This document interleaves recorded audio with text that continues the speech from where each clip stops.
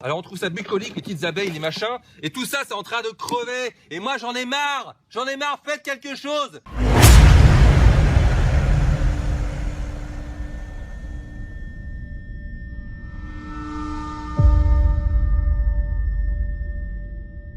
La fonction du pesticide est de tuer le vivant. Ça laisse quand même rêveur. Là, le pesticide, ça tue le vivant. Qu'est-ce que ça veut dire quand on tue le vivant ? Un pays sans droit, où on a confondu le droit de l'État et l'État de droit, c'est juste un gros problème.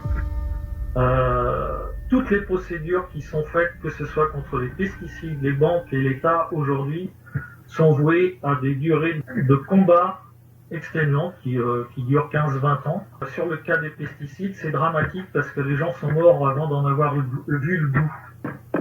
Cette politique agricole commune empreinte de corporatisme, de clientélisme et de conservatisme, on a tous les lobbies qui ont envie de continuer à distribuer les pesticides. C'est des substances qui tuent la vie. Ça ne demande que de l'audace et du courage politique.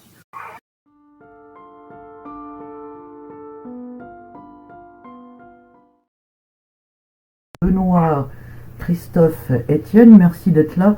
Aujourd'hui, on va parler d'un sujet quand même important qui concerne, on va dire de façon générale, la biodiversité et qui concerne aussi l'homéostasie du vivant et tout ce qui vient perturber cette homéostasie-là.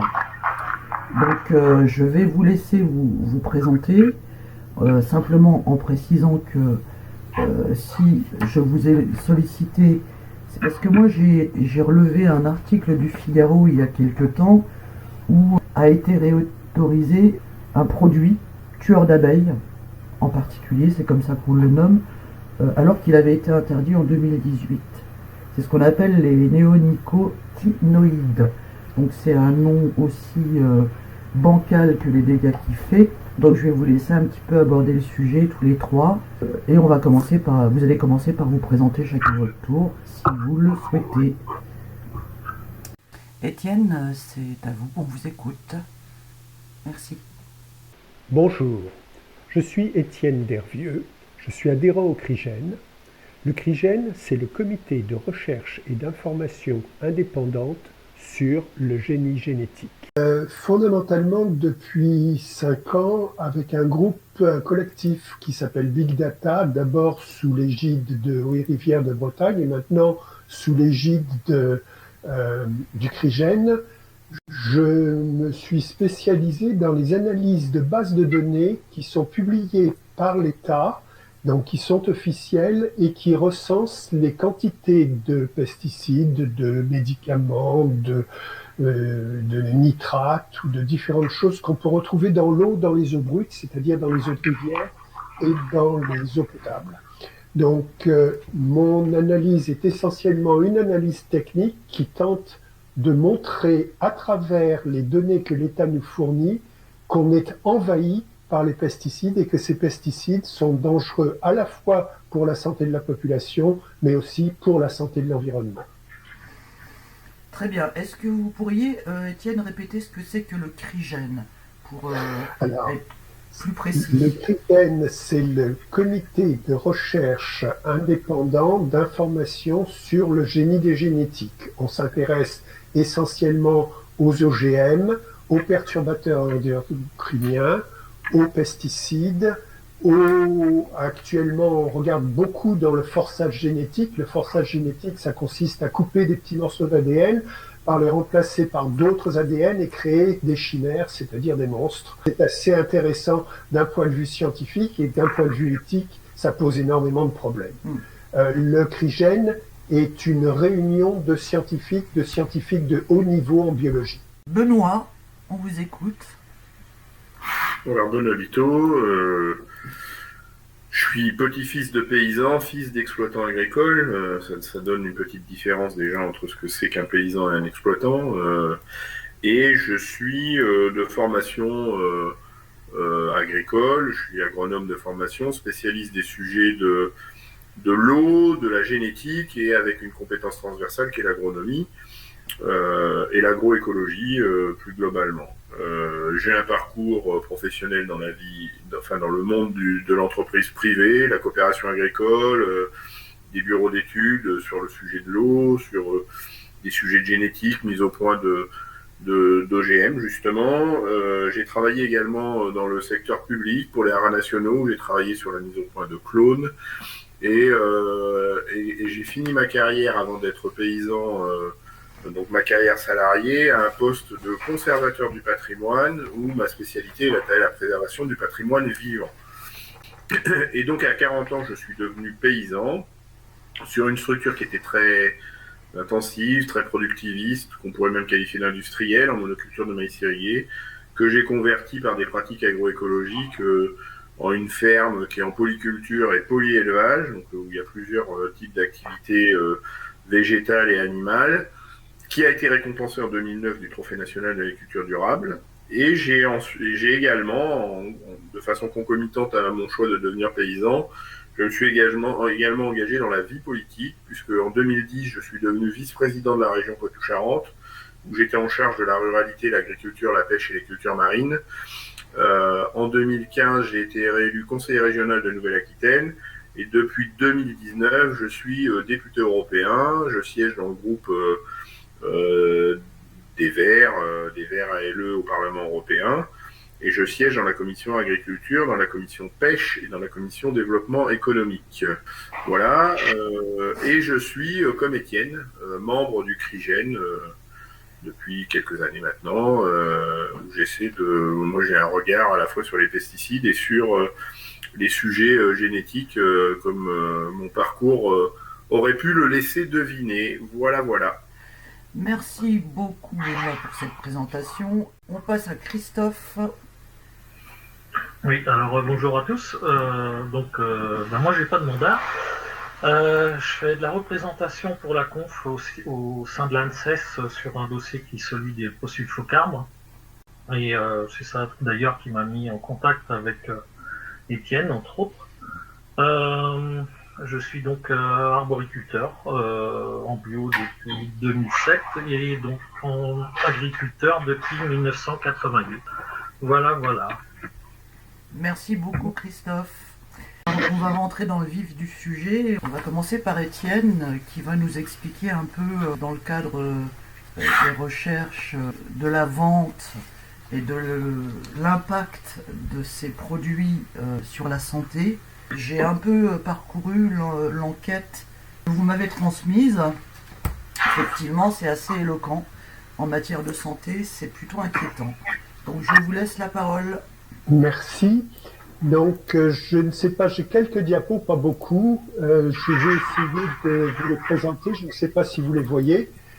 Mais grosso modo, je vais parler d'abord des pesticides. Les pesticides sont des recherches que l'on a fait. Je suis d'origine mathématicien, statisticien, et en fait, on s'est intéressé au niveau du collectif Big Data aux données qui pouvaient nous permettre de qualifier l'état des eaux, que ce soit les rivières ou que ce soit les eaux souterraines.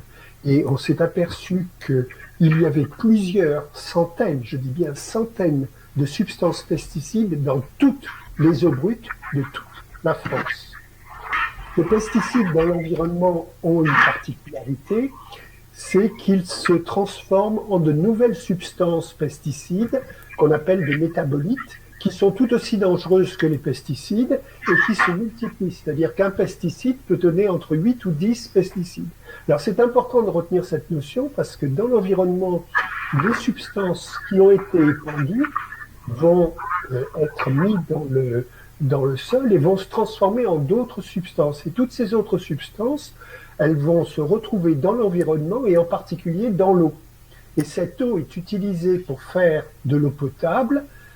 Et cette eau potable est évidemment distribuée à la population. Et le grand scandale, c'est que la plupart, pour pas dire la grande majorité, des stations de potabilisation de l'eau ne traitent pas les molécules chimiques. C'est-à-dire que les pesticides, leurs métabolites, les médicaments ne sont pas retirés de l'eau brute qui est traité pour être distribué à la population. Ces pesticides, comme ils se trouvent en très grand nombre, ils n'agissent plus non pas sous forme de quantité, c'est-à-dire que la dose n'est pas le poison, mais c'est la quantité des substances pesticides qui sont mises les unes à côté des autres qui crée ce qu'on appelle un effet cocktail, voilà, qui lui, à long terme, a des effets sur la santé et crée des cancers, des myélomes, des maladies de Parkinson, etc.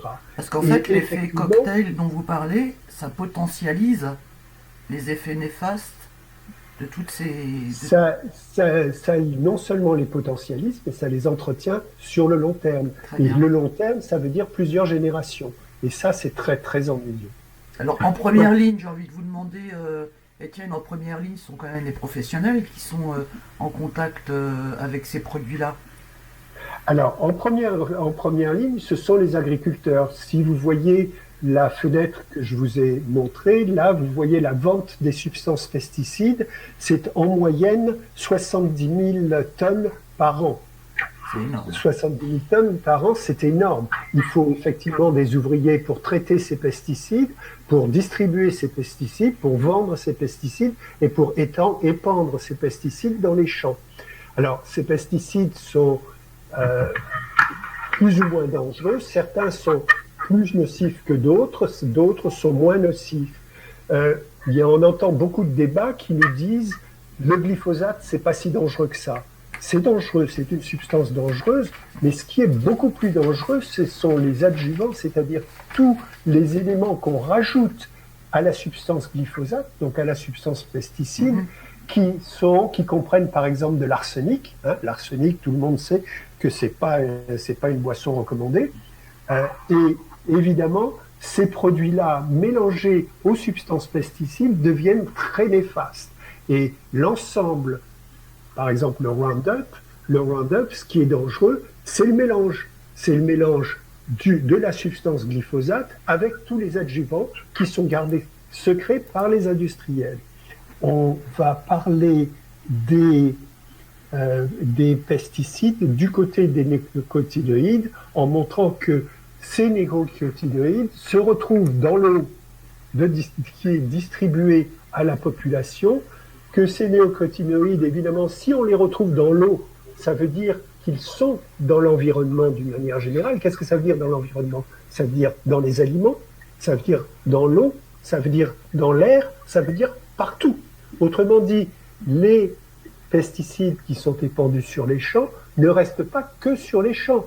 Ils viennent polluer l'ensemble de l'environnement. Et c'est ça qui est très dangereux. Je vais vous montrer une étude. Avant de vous montrer cette étude, je vous montre cette carte qui est très intéressante parce qu'elle montre la densité des achats de pesticides par communauté de communes, ce qu'on appelle maintenant les EPCI. Et vous voyez que le nord est effectivement très pollué, que vous avez un axe qui descend jusqu'en Aquitaine, vous tournez dans le Languedoc, Roussillon, PACA, et vous remontez après vers la région la région du Nord. Donc il y a toute une ceinture qui entoure le Massif central qui est soumise à énormément d'achats de substances pesticides qui sont épandues dans les champs. Il est évident que ces substances pesticides vont dépasser les champs, vont dépasser les plantes pour lesquelles ils sont destinés, et vont se retrouver dans l'environnement.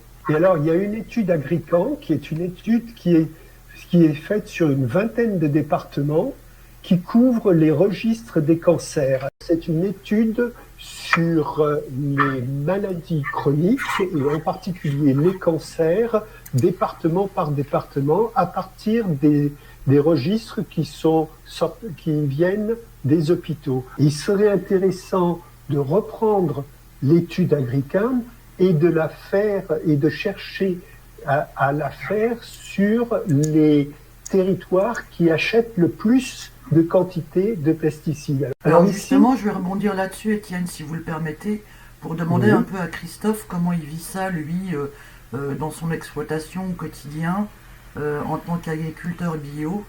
Qu'est-ce qui pose problème pour lui et comment, effectivement, ils jugent cet impact sur ces cultures et sur ces productions? Dans le cadre d'une production en bio, on a une obligation, c'est forcément d'être indemne de tout résidu pesticide. Quand on est à temps bio, forcément, on n'en utilise pas. Aujourd'hui, il se trouve que les AMM, qui sont discutés à l'ANSES, entre autres, autorisent des produits qui sont hyper volatiles. Donc forcément, et moi, ma spécialité, c'est le prosulfocarbe, j'allais dire, qui est un désherbant qu'on retrouve dans l'air au moment des herbages de blé dans l'atmosphère à plus de 200 km de ces lieux d'épandage. Et là, c'est quand même problématique et révélateur de faits qui sont juste pas normaux, pardon.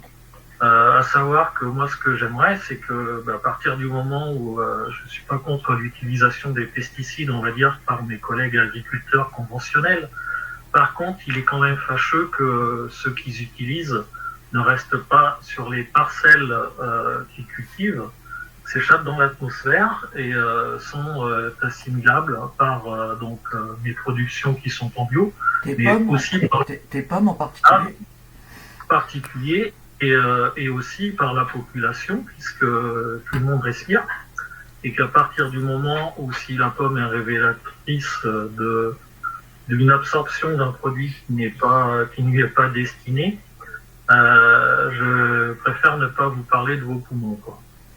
Donc du coup, tu peux plus prétendre vendre des pommes bio dès lors où elles sont infestées par...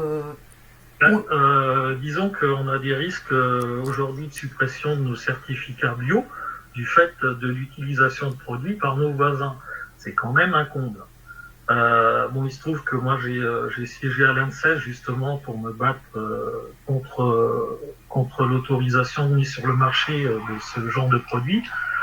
En matière de néonicotinoïdes, c'est pas forcément mon sujet. Le seul problème, c'est que ceux-ci sont aujourd'hui reconnus comme des tueurs d'abeilles, que en ce moment nous sommes pleines fleurs, qu'il fait froid, les abeilles sont pas spécialement énervées et énergiques, mais ce qui nous inquiète encore plus, c'est qu'elles sont de moins en moins nombreuses. Et donc, je crois qu'il est plus que nécessaire de les protéger parce que c'est pas compliqué. Quand on est arboriculteur, pour faire du fruit, il faut des fleurs. Pour faire des fleurs, il faut d'une pollinisation. Et pour faire cette pollinisation, il faut des abeilles. Voilà, alors pour rebondir un peu sur ce que tu dis, Christophe, moi j'ai contacté un apiculteur de Lorraine là, qui fait du bio, qui fait vraiment des excellents produits. Et il m'a dit que ses colonies, il avait 40% d'abeilles en moins dans ses colonies depuis 3 ans. C'est ce que constate tout le monde. Moi, je confirme, j'avais une dizaine de ruches que j'entretenais en amateur, et chaque année 30 à 40%, et actuellement je n'ai plus de ruches. Je vais en réouvrir 2 au mois de juin. Je vais rebondir sur les néonicotinoïdes parce que ces insecticides ont été interdits en 2018. En 2018, ils ont été interdits, donc on ne pouvait plus les vendre. Or, la carte que vous avez devant les yeux, j'espère que vous la voyez, montre en 2019 les densités d'achat de ces néonicotinoïdes qui étaient interdits sur l'ensemble du territoire. Alors, c'est très intéressant de voir que les néonicotinoïdes en 2019 ont été vendus. Le gouvernement a réautorisé les néonicotinoïdes en 2020. Et le Conseil d'État, le Conseil constitutionnel d'abord, et puis le Conseil d'État le 15 mars 21, c'est-à-dire il y a quelques jours, a validé cette décision de réintégrer les néonicotinoïdes en raison du risque sérieux de nouvelles infestations des betteraves par le puceron. Est-ce que vraiment on est dans une année à puceron? Est-ce que vraiment il n'y a que les pesticides pour lutter contre les pucerons?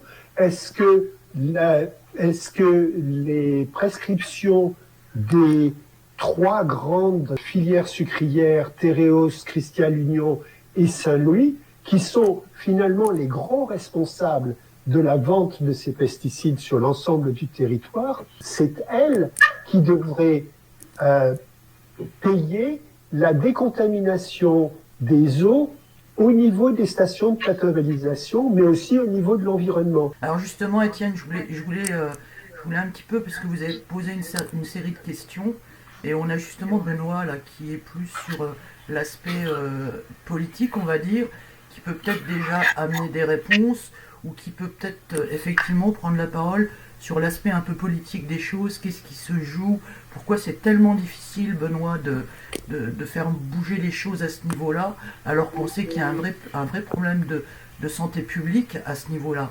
Donc, on vous écoute. Je propose trois éclairages. D'abord, ce que c'est qu'un néonicotinoïde, son mode d'action. Ensuite, pourquoi est-ce que effectivement les lobbies de la betterave ont demandé sa réhomologation. Et troisièmement, revenir sur justement toutes les procédures d'autorisation de mise en marché et d'homologation des produits qu'on appelle phytosanitaires et que moi j'appelle sans complexe des pesticides. D'abord, qu'est-ce qu'un néonicotinoïde ? Un néonicotinoïde, ça a été dit, c'est un insecticide, mais quel est son mode d'action ? Comment est-ce qu'il fonctionne ? Un néonicotinoïde est un insecticide systémique. Ça veut dire qu'il migre absolument dans tous les tissus de la plante. Ça veut dire que de la racine jusqu'à la fleur et le fruit, au final, on trouve la substance néonicotinoïde à tous les moments de la croissance et au moment de la récolte. Ça veut dire que, y compris dans le produit qu'on récolte, on peut trouver du néonicotinoïde qui a migré dans le fruit ou dans la graine qu'on récolte. Donc ça, c'est important à savoir. C'est d'ailleurs pour ça qu'il est peu sélectif. C'est-à-dire que tous les insectes qui visitent la fleur d'un champ traité aux néonicotinoïdes sont impactés par ces néonicotinoïdes qui sont des insecticides à très très large spectre et donc peu sélectifs et donc qui percutent de plein fouet les populations de pollinisateurs en général et en particulier les abeilles. D'où le terme systémique. Systémique, c'est ça, c'est qu'il migre dans tous les tissus. Voilà. La particularité du néonicotinoïde, c'est qu'il est peu utilisé en végétation et il est surtout utilisé en traitement de semences. Et donc, il est peu volatilisé dans l'atmosphère, mais par contre, dans les traitements de semences. Ce qui fait que, et ça rejoint ce que disait Étienne, par rapport à la pollution des sols et par rapport à la pollution de l'eau, c'est que ces néonicotinoïdes, puisqu'ils sont présents sur la semence, diffusent également dans le sol et donc potentiellement dans l'eau, puisqu'ils sont solubles dans l'eau. Donc ça, c'est un vrai problème. Et les néonicotinoïdes ont une autre caractéristique qui amplifie la difficulté de l'utilisation de ces substances-là, c'est que c'est des produits extrêmement rémanents. Qu'est-ce que ça veut dire ? Ça veut dire qu'ils ont une durée de persistance extrêmement longue. On a d'autres pesticides très connus qui sont extrêmement rémanents, comme, j'ai mangé le nom, l'atrazine, qui par exemple est un pesticide qui est utilisé qui est interdit depuis presque 20 ans maintenant, et qu'on retrouve encore dans les sols parce que rien ne sait le détruire, et donc il est stocké par les sols, et donc on le retrouve dans les sols, et on le retrouve de plus en plus dans l'eau potable, parce que le sol stocke ce produit, c'est ce qui justifie l'appellation de rémanent. Et donc, qu'est-ce qui se passe quand on utilise des néonicotinoïdes en traitement de semences, par exemple pour produire des betteraves ? Eh bien, on a donc un produit qui migre dans tout le tissu de la plante, et ils se sont servis de ça très longtemps pour nous dire « Oui, mais on récolte la betterave avant qu'elle fleurisse, donc il n'y a pas de danger pour les pollinisateurs. » Et effectivement, peu de betteraviers produisent de la semence de betterave, et donc il y a peu de risques que directement les pollinisateurs soient intoxiqués sur un champ de betterave parce que la betterave est récoltée avant qu'elle fleurisse et donc les pollinisateurs n'y vont pas. En revanche, le caractère rémanent du néonicotinoïde fait que l'année d'après, quand le producteur de betterave revient pour semer du colza, pour semer du tournesol, ou que des plantes sauvages, du bleuet, du coquelicot, vont rentrer en floraison sur l'année qui va suivre la production des betteraves, le tournesol, le colza, le coquelicot, le bleuet, je ne vais pas faire toutes les espèces qui peuvent fleurir dans un champ, va avoir absorbé le néonicotinoïde, et donc les pollinisateurs, les insectes en général, qui vont visiter les fleurs de colza, de tournesol, de coquelicot ou de bleuet, vont se retrouver pollués et donc exterminés par le néonicotinoïde, parce que effectivement, même si le colza ou le tournesol n'a pas été traité l'année où on le cultive, il a trouvé des néonicotinoïdes dans le sol qui lui ont permis de faire que le néonicotinoïde devient mortel sur plusieurs années sur les parcelles où un jour il a reçu, on a reçu la culture de betterave traitée aux néonicotinoïdes. Donc ça explique la problématique des néonicotinoïdes. Donc l'argument fallacieux de Madame Lambert, par exemple, présidente de la FNSEA et de la COPA-COGECA à l'Union européenne, qui nous dit « c'est purement scandaleux ce que nous racontent les écologistes qui veulent interdire les néonicotinoïdes sur des betteraves, alors que la betterave ne fleurit pas et n'est pas visitée par les pollinisateurs », c'est pas recevable. je viens de vous expliquer qu'on se moque de nous. On se moque de nous et on fait l'impasse sur le caractère rémanent des néonicotinoïdes qui restent dans le sol et qui peuvent migrer dans la fleur des cultures qui vont succéder à la production de betteraves. Donc ça, c'est le premier sujet. Et c'est pourtant là-dessus, sur le principe que les betteraves ne fleurissent pas, qu'on a réautorisé les néonicotinoïdes sur les champs de betteraves. C'est beaucoup avec plus une clair. approche complètement cloisonnée, où on ne réfléchit que sur l'année de production, sans s'inquiéter de ce qui se passe les années d'après, sans s'inquiéter, comme le dit Étienne, du risque de stockage par le sol et du risque de retrouver les néonicotinoïdes dans la ressource en eau, parce que on a la substance stockée dans le sol après l'utilisation sur les semences de betterave. La raison pour laquelle on a autorisé les néonicotinoïdes, elle est assez simple à comprendre. C'est qu'effectivement, en 2019, on a assisté à une forte montée de population des pucerons vecteurs de la jaunisse nanisante de la betterave. Pourquoi, et j'aime bien moi m'intéresser quand on a des problématiques, m'intéresser aux causes. Pourquoi est-ce qu'en 2019, on a une remontée de la population importante de pucerons vecteurs de la jaunisse nanisante sur les secteurs betteraviers? Ça n'a rien à voir avec la disparition des néonicotinoïdes. Les néonicotinoïdes, je répète, ça n'a absolument rien à voir avec la disparition des néonicotinoïdes en 2018. Mais avec la disparition des quotas betteraviers à la même année. C'est-à-dire qu'à la demande des gros industriels qu'a cité Étienne juste avant moi, on a effacé les outils de régulation de la production de betteraves, on a effacé les quotas de betteraves, donc une logique libérale, dans l'espoir qu'en produisant beaucoup plus de betteraves, on réussisse à augmenter les bénéfices pour les betteraviers. Et donc, on était limité à 100 tonnes par hectare de betteraves. On déplafonne ces 100 tonnes, et donc on essaie d'aller chercher 130, 140 tonnes. Comment est-ce qu'on va chercher 130 ou 140 tonnes dans un système où on a fait exploser les outils de régulation? Eh bien, on augmente les outils de production de la betterave. On augmente par exemple la fertilisation azotée. Et donc, plus on augmente la fertilisation azotée, plus on rend la plante turgescente, plus on la rend sensible à des attaques de prédateurs comme le puceron. Comme on a utilisé plus de pesticides, pour limiter par exemple les pucerons, mais pour limiter aussi les champignons, on a effacé tout l'écosystème qui potentiellement peut limiter les populations de pucerons. C'est-à-dire qu'on a créé des situations où c'est le grand banquet pour les pucerons, et on a tellement utilisé de produits que tous les prédateurs du puceron, que ce soit les cirques, que ce soit les chrysoptes, que ce soit les coccinelles, ont été complètement décimés par l'utilisation de ces molécules. Et donc, là, c'est l'effet ciseau, c'est-à-dire qu'on a toutes les conditions pour que les pucerons se régalent, et plutôt que de se poser cette question-là, eh bien, on dit il faut que les néonicotinoïdes reviennent à notre secours. Et plutôt que de reconnaître l'énorme bêtise qu'ils ont créée en supprimant les outils de régulation de la betterave, ils trouvent un coupable idéal qui s'appelle le puceron, et plutôt que de revisiter leur stratégie et notamment de remettre en place des outils de régulation qui limiteraient les utilisations d'azote, qui limiteraient les utilisations de pesticides, qui permettraient d'éviter qu'il y ait des recrudescences de population de pucerons, on a le coupable idéal, ça s'appelle le puceron, et on réintroduit les néonicotinoïdes dans une fuite en avant qui ne règle absolument rien, et qui va créer des situations extrêmement dramatiques pour la biodiversité, pour la santé, Étienne l'a dit, sur l'eau, mais pourquoi pas sur l'alimentation, parce qu'on en trouve aussi dans le sucre, et pour le climat, parce que ce genre de pratiques sont aussi des pratiques qui participent au dérèglement climatique. Le troisième point que je voulais aborder avec vous, Ouais, je te laisse c'était les autorisations de mise en marché qui ont été évoquées.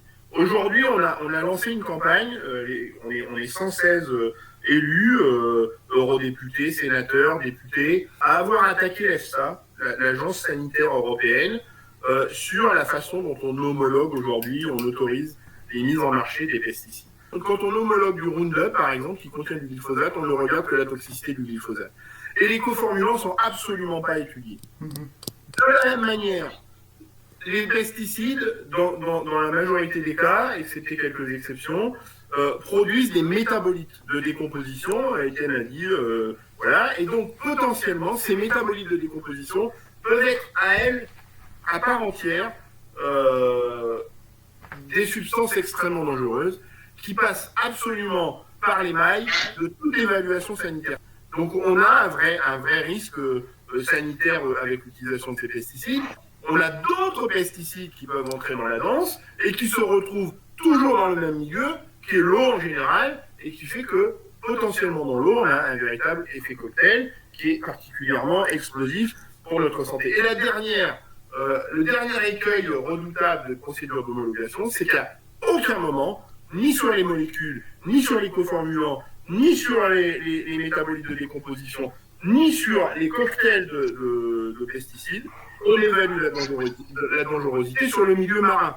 Moi, je vis au bord de la mer, Christophe aussi, pas très loin, pas tout à fait, mais pas très loin, et on sait les dégâts de ces molécules sur le milieu marin. On se plaint que les huîtres meurent, les moules meurent, qu'on observe des mortalités inexpliquées de grands mammifères marins, et on ne se pose pas la question du chamboulement de l'écosystème lié à l'utilisation de ces pesticides qui se retrouvent tous en mer et qui, là, forcément, sont dans un cocktail parfaitement explosif. Donc, il est nécessaire de revisiter tout ça, et la seule solution véritable, la seule solution envisageable, c'est tout simplement l'interdiction de tous ces pesticides, de manière à ce que définitivement on arrête avec ces pesticides extrêmement dangereux pour notre santé. Et je fais un petit clin d'œil à Christophe, parce que moi, ça m'est arrivé de devoir déclasser une parcelle parce que j'ai subi une pollution par un voisin qui utilisait des pesticides sur une parcelle voisine. Je vais revenir aussi sur une chose importante, parce qu'il faut savoir que si les néonicotinoïdes ont été réintroduits, si le glyphosate qui devait être arrêté en exploitation à partir de 2022 d'après les promesses de Macron. Elle a sorti du glyphosate à 5 ans. Monsieur Macron, les pesticides. Monsieur Macron, la maladie professionnelle future qui va ruiner la MSA, les pesticides et les maladies professionnelles que ça engendre. Alors, là, ce qu'on est en train de faire sur les pesticides, on est dans une stratégie de sortie. Moi, je suis arrivé dans la situation où était le pays. J'ai pris des engagements. Réduire de 50% d'ici à 2025 les pesticides. Et en particulier sur certains, sortir plus vite. Néonicotinoïdes, on est sorti. 18, on l'utilise. On est en train de baisser les autres. On a mis une taxe qui s'appelle la RPD pour sanctionner, pour que ça coûte plus cher quand on l'utilise. Et l'ANSES a déjà déréférencé une trentaine de produits. Oui, qui alors, sont sortis du marché. je siège à l'ANSES, je représente la Confédération paysanne là-bas. J'ai eu la surprise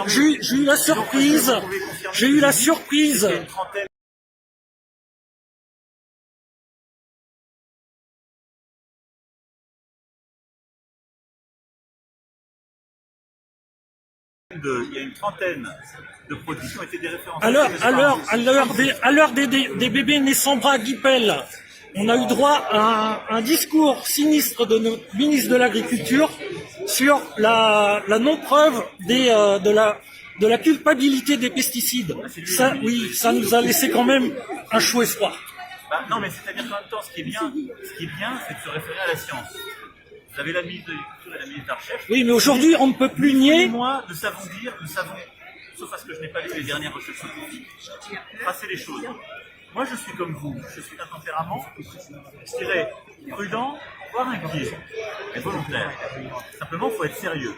C'est-à-dire, si on dit tout est mauvais, il faut avoir peur de tout, on s'en sort pas. Donc, il y a des scientifiques pour établir les choses.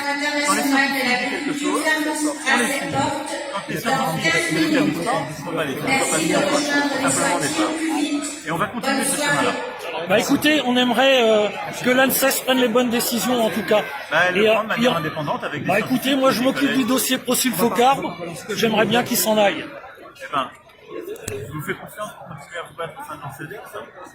Merci. S'ils sont remis en route, il faut bien savoir pourquoi. Et la raison, elle est la suivante, c'est qu'on est dans un état totalement corrompu aujourd'hui, où c'est plus le politique qui commande, c'est les multinationales de l'agrochimie et les laboratoires, pour des intérêts plus que pourris. Il faut savoir que les élections européennes qui ont eu lieu il y a que maintenant 2 ans, pour ce qui concerne En Marche et la liste d'oiseaux, ont été intégralement financées par l'agrochimie. Par Bayer. Entre autres. Mais plus que par Bayer, par des fonds industriels de la phyto. Ce que fait Macron et ses petits copains, en réautorisant les néonicoticides et le glyphosate, c'est juste un remboursement du financement de leur campagne des européennes, au détriment de la santé publique. C'est scandaleux. Donc, c'est scandaleux. C'est de la corruption. Et ça va beaucoup plus loin que ça aujourd'hui, puisque on a la FNSEA, entre autres, qui nous mène en bateau depuis des années avec notre cher Christiane Lambert, qui, il y a quelques années, nous a vendu l'idée de l'agriculture raisonnée, avec une association qui s'appelait phare. Et phare, ça voulait dire, c'est encore des noms barbares, hein, vous m'excusez, je l'ai pas en tête, c'est le Forum de l'agriculture raisonnée, respectueuse de l'environnement. Qui est-ce qui était présidente de phare? Christiane Lambert. D'accord. C'est ce genre d'activité, et c'est juste purement et simplement du détournement de fonds de l'agriculture biologique au profit de l'agriculture conventionnelle. C'est très fâcheux. Aujourd'hui, moi je suis agriculteur bio, j'ai plus d'aide, 0.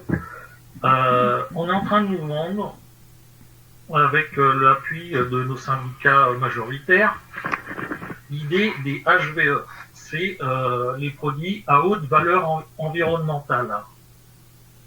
C'est encore un détournement des fonds de la bio au profit de l'agriculture polluante que le contribuable ne veut pas.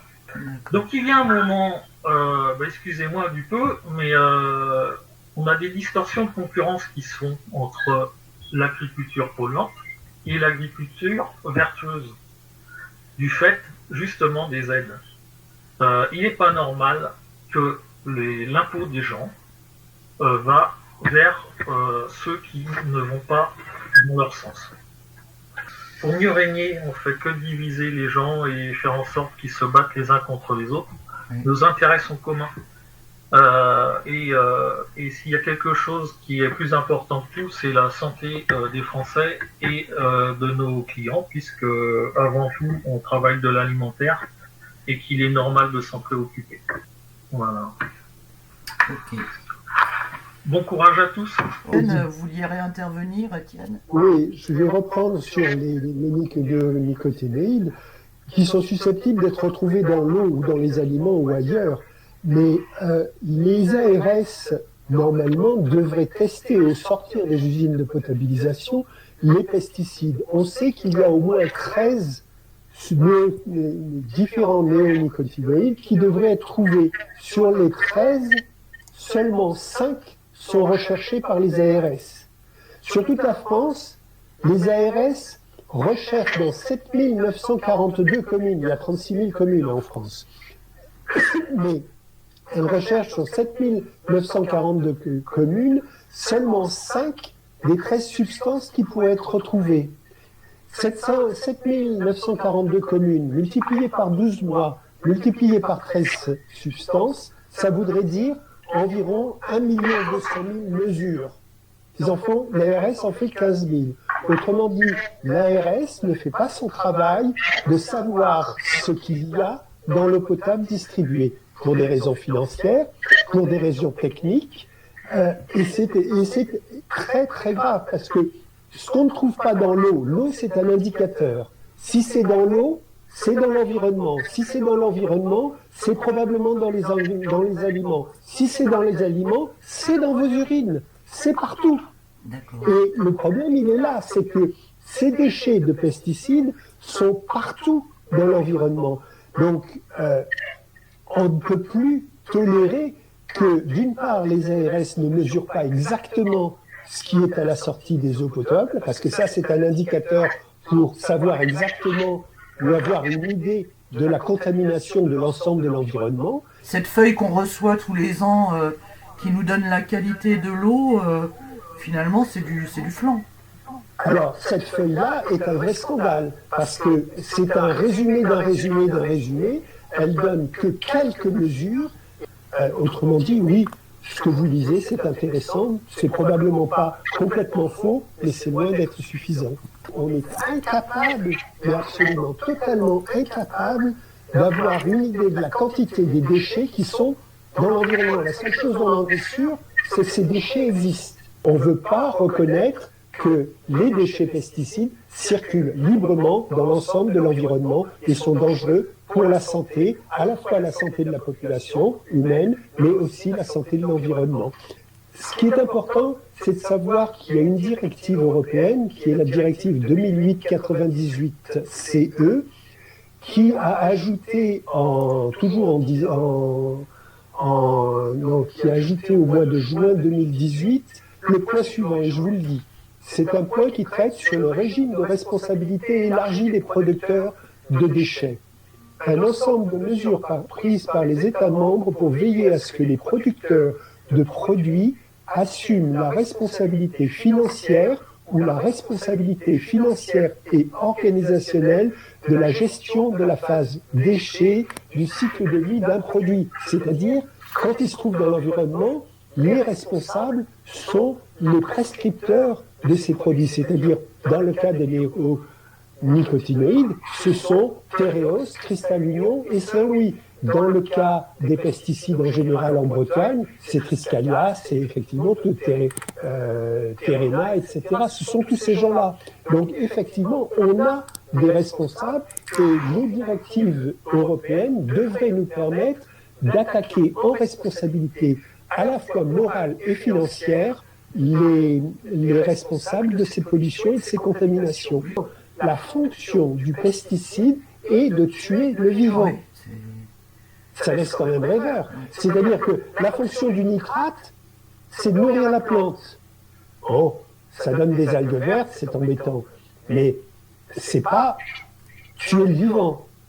Là, le pesticide, ça tue le vivant. Qu'est-ce que ça veut dire quand on tue le vivant? Ça veut dire qu'on tue la biodiversité.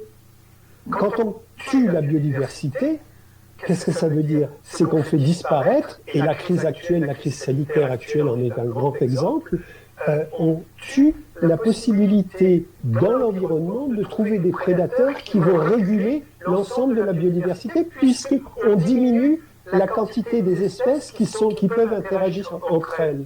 Donc c'est très grave d'avoir un produit chimique dont la seule fonction est de tuer le vivant. Est-ce qu'on a le droit d'utiliser des molécules chimiques pour tuer le vivant et sous prétexte de la préservation d'une production agricole intensive ou des élevages intensifs, est-ce qu'on a le droit d'utiliser ces molécules chimiques? D'un point de vue éthique, je ne pense pas. Et d'un point de vue éthique, je pense qu'on devrait pouvoir attaquer en justice et en responsabilité les grands des filières agro-industrielles. Ouais, ben moi je voulais juste reposer une question à Benoît sur ce que vous venez d'évoquer, Étienne. C'est sur le plan politique, qu'est-ce qu'on a comme levier pour faire appliquer cette directive européenne?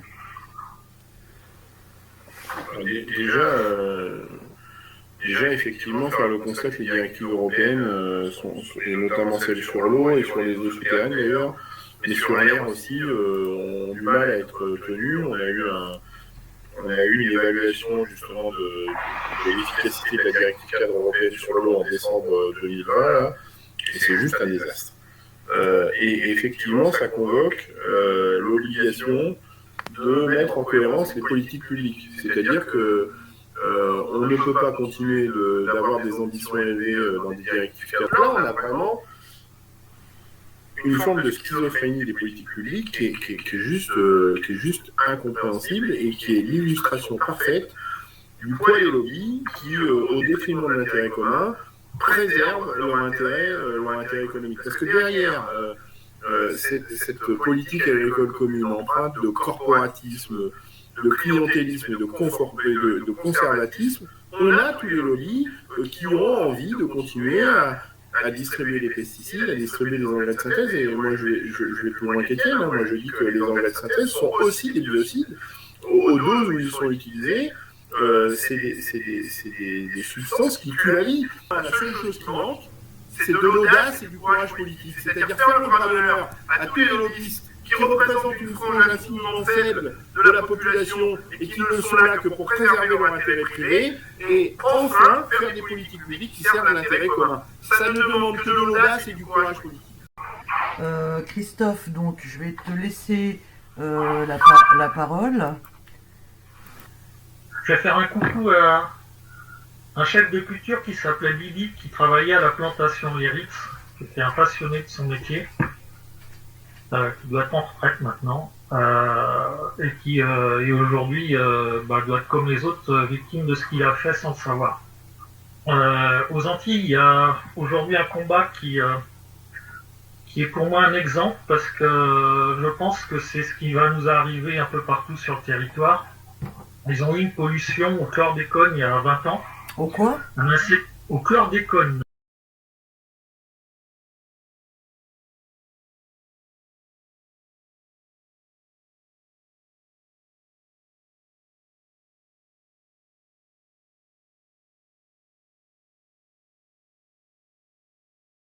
Un insecticide violent utilisé sur le charançon de la banane. Et qui fait des dégâts incommensurables. On parle d'une pollution des sols de plus de 5 siècles, de cancers en tout genre, sur les exploitants agricoles, mais aussi sur la population, parce qu'il se trouve que les eaux des Antilles sont polluées au chlordécone. Donc tout ça, c'est pas très réjouissant, mais c'est quelque chose d'exemplaire par rapport à ce qui nous attend. Maintenant, aujourd'hui, il y a des procès en cours là-bas qui risquent une prescription, et là, je crois qu'il faut appeler Dupond-Moretti à de meilleurs sentiments vis-à-vis de ses responsabilités, à savoir que un pays sans droit, où on a confondu le droit de l'État et l'État de droit, c'est juste un gros problème. Toutes les procédures qui sont faites, que ce soit contre les pesticides, les banques et l'État aujourd'hui, sont vouées à des durées de combat exténuants qui durent 15-20 ans. Et sur le cas des pesticides, c'est dramatique parce que les gens sont morts avant d'en avoir vu le bout. Ce qui nous pend au bout du nez avec les pesticides en métropole, c'est exactement la même chose. Donc il faut que la loi évolue. La prescription, quand il s'agit de vie des gens, ne doit pas avoir lieu. Donc les gens qui meurent, qui souffrent de cancer, de vraies saloperies, pour leurs proches, leurs ayants droit, ont droit à une reconnaissance. Donc monsieur Dupond-Moretti, occupez-vous d'eux. Une molécule qui a été utilisée pour la culture de la banane, un poison qui s'est répandu sur les îles pendant des décennies. Le résultat, c'est que la terre est pourrie. D'après l'INSERM, la disparition sera effective dans 5 siècles. Les corps sont aussi touchés puisque le chlordécone a contaminé 90% de la population antillaise. C'est un cancérigène qui augmente notamment les risques de développer les cancers de la prostate. Ce sont des façons d'utiliser, au fond, les victimes et l'air victimaire à des fins politiciennes. Et ça suffit, cette présentation qui utilise le malheur des autres, au fond, pour vous présenter comme une espèce de chevalier blanc. Vous savez parfaitement que je ne peux même pas intervenir dans une affaire en cours, que je n'en ai ni le désir, ni la possibilité, que je ne peux même pas la commenter. Moi, la dernière question que j'avais, c'est est-ce que ça passe en maladie professionnelle? Comment que ça se passe pour un agriculteur qui tombe malade? Finalement, le mec qui chope un cancer de la prostate ou une maladie neurodégénérative, il peut plus travailler, il est prouvé que c'est bien en lien avec les produits phytosanitaires qu'il utilise. Qu'est-ce qui se passe pour ce monsieur après? Il peut plus travailler. La difficulté, c'est celle-là, justement. C'est que, en réalité, beaucoup d'agriculteurs qui font des dossiers de reconnaissance en maladie professionnelle sont déboutés. C'est-à-dire que pour réussir à obtenir un statut de malade professionnel par la MSA, c'est juste un gros parcours du combattant. C'est-à-dire qu'il faut avoir gardé les étiquettes de ces bidons de pesticides pendant 15 ans. Enfin, moi j'ai accompagné mon copain Yannick, paix son âme, il est plus là, il est mort de sa maladie professionnelle. D'ailleurs, c'est le premier en France qui est décédé après avoir eu la reconnaissance de malade professionnel, et je l'ai aidé dans cette reconnaissance de malade professionnel. Mais ça a été un parcours du combattant insoutenable, avec des articles au moment où on a médiatisé un peu sa situation, et y compris le lendemain de son décès, où il a été avéré qu'il est décédé suite de sa maladie professionnelle. C'est vrai que quand je suis arrivé à l'hôpital, ils sont aussi subventionnés par ça. J'ai vu les mêmes firmes sur la boîte des médicaments. J'ai dit c'est pas vrai, ils m'ont empoisonné, et puis aujourd'hui ils me soignent. Des doubles pages dans la presse agricole qui disaient en gros que s'il était malade, c'est parce qu'il avait produit la notice du produit qu'il utilisait. Ouais. C'est une indécence rare. Messieurs, je vous remercie énormément d'avoir pris le temps de répondre à mes questions. Débat très intéressant. Merci Christophe pour ton aide dans la préparation de cet entretien. Je sais que votre temps est précieux aux uns et aux autres, donc je ne vais pas vous retenir davantage. Encore 1000 fois merci. Merci. Merci à tous. Bonne fin de journée. Merci à vous. Au revoir.